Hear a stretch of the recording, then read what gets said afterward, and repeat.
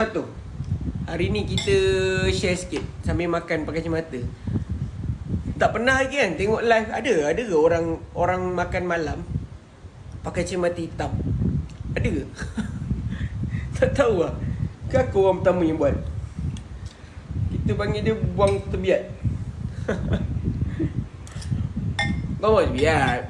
Aku lebih kepada promote lah dalam niaga, mencari side income sikit. Mak style tak? Style. Kita screenshot sikit. Screenshot. Style tak?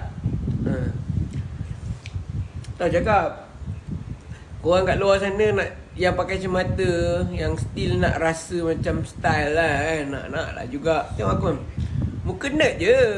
Muka aku ni pakai kacamata kan, macam ni kan. Orang pun macam, siapa je Muhammad ni, nerd je. Tapi bila pakai kacamata hitam kat luar kan, tu aku cakap kacamata auto handsome. Tengok.